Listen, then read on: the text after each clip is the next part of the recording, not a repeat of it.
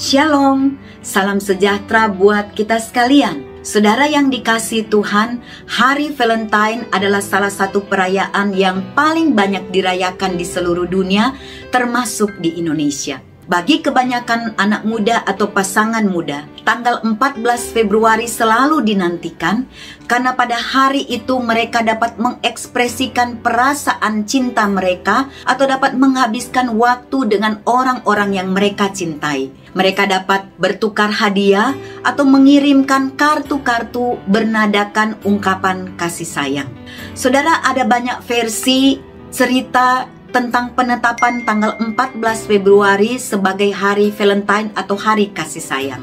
Salah satunya berasal dari cerita tentang seorang pendeta yang berasal dari Roma bernama Valentine yang memiliki akhir hidup yang sangat tragis. Khotbah-khotbah pendeta Valentine selalu didasarkan tentang cinta kasih Tuhan Yesus yang mengasihi banyak orang, yang mengasihi semua orang tanpa memandang bulu. Ketika Kaisar Claudius II berkuasa di Roma, dia ingin menunjukkan kekuatannya dengan memiliki tentara yang sangat kuat. Tetapi niatnya itu tidak didukung oleh bala tentaranya karena mereka enggan pergi ke medan perang karena mereka terikat dengan istri-istri atau kekasih mereka. Untuk mengatasi hal ini, Kaisar Claudius II kemudian menolak semua bentuk pernikahan dan pertunangan di kota Roma. Pendeta Valentine menentang kebijakan ini.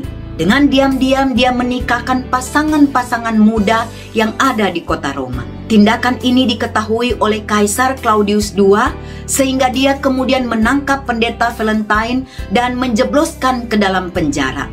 Dan hukuman mati menanti hidup pendeta Valentine. Saudara yang dikasihi Tuhan, meskipun di dalam penjara, pendeta Valentine tidak pernah berdiam diri. Dia tetap menunjukkan kasihnya kepada semua orang yang dicintai. Dia tetap menceritakan kisah-kisah Tuhan Yesus yang mengasihi banyak orang kepada orang-orang yang ada di dalam penjara. Bahkan di dalam penjara itu, dia membuat banyak kartu-kartu dengan gambar hati dan menuliskan kata "Aku mencintai kamu" dan mengirimkan kartu-kartu itu kepada semua orang yang dicintainya, termasuk kepada orang-orang yang ada di dalam penjara. Dia tetap menunjukkan kasih kepada mereka dan memberikan kartu-kartu itu kepada mereka semua. Saudara, banyak di antara penghuni penjara itu yang tersentuh dengan khotbah-khotbah dari pendeta Valentine sehingga mereka kemudian bertobat dan mereka tetap melanjutkan kebiasaan pendeta Valentine dengan mengirimkan kartu-kartu itu setelah pendeta Valentine dihukum mati. Saudara yang dikasihi Tuhan, kata kasih tidak asing lagi didengar oleh telinga kita orang Kristen, orang yang percaya kepada Tuhan.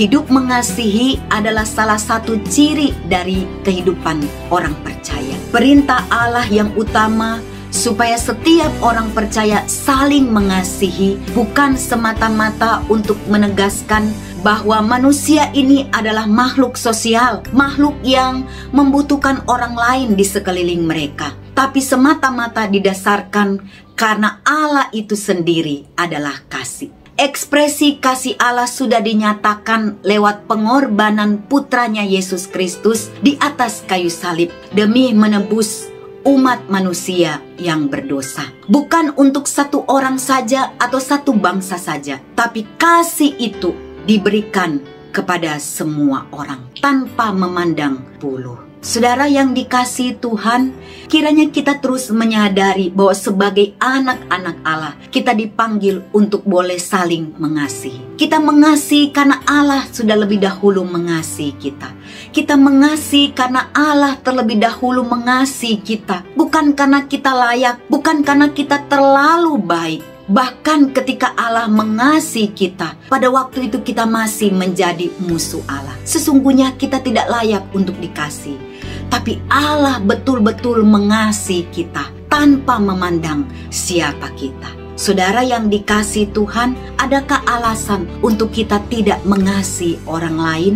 Marilah kita saling mengasihi, karena Tuhan Yesus sendiri sudah memberikan teladan mengasihi semua orang, mengasihi saya dan mengasihi saudara. Dan Dia sudah memberikan perintah di dalam Matius 22 ayat 37 sampai ayat yang ke-39. Kasihilah Tuhan Allahmu dengan segenap hatimu dan dengan segenap jiwamu dan dengan segenap akal budimu. Itulah hukum yang terutama dan yang pertama.